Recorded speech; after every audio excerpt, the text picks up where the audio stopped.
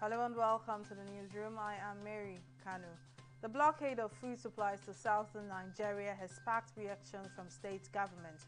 Southwest states have resolved to strengthen Amotekun calls to protect farmers from activities of criminal herdsmen and kidnappers in order to make them produce more food for the consumption of the people of the region.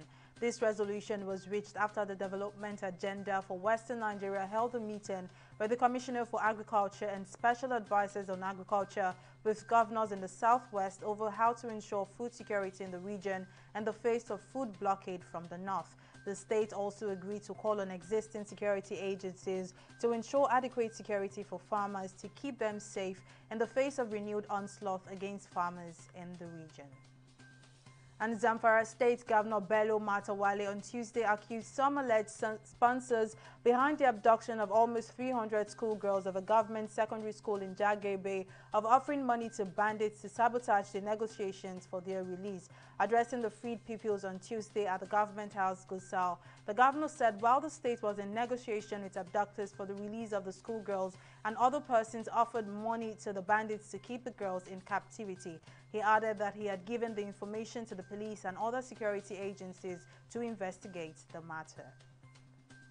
The House of Representatives has urged the federal government to rescue Pastor Bulos Yikura, who has been in the custody of Boko Haram for over 2 months and is billed for execution by the insurgents on Thursday. The call by the House followed the unanimous adoption of a motion of urgent public importance moved at the plenary on Tuesday by the lawmaker representing Chibok Tamboa Goza Federal Constituency in Borno State, Ahmad Jaha.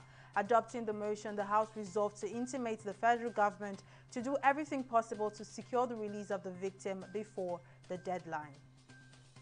And the federal government on Wednesday said, contrary to widespread insinuations, the AstraZeneca Oxford COVID vaccines presently in the country have not been apportioned to reach people. Executive Director of the National Primary Healthcare Development Agency, Faisal Shuaib, made this known during an interview.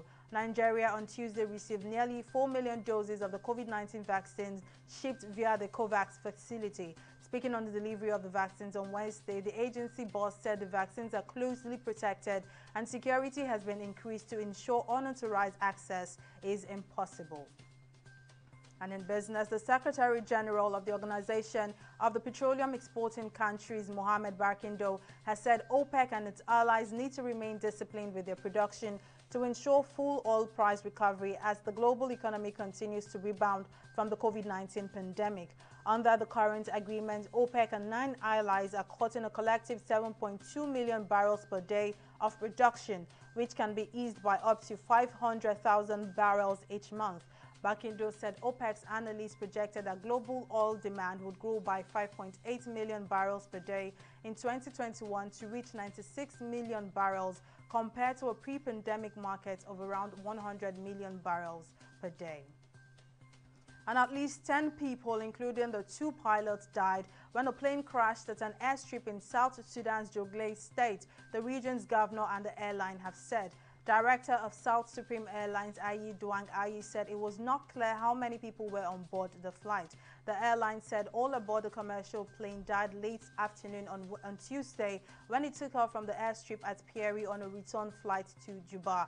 A specific death toll number could not be ascertained, but the airline says about 24 people could have been on board the flight.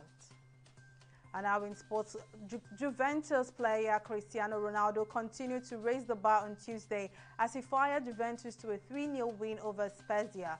With his 83rd minute goal, Ronaldo made history once again as one of the game's greatest ever goal scorers. With his goal on Tuesday, Ronaldo became the only player to score at least 20 goals in each of the last 12 seasons and the top 5 European leagues. And that's all on the newsroom at this time. We will be back at the top of the hour with more updates. I am Mary Kanu. Bye for now.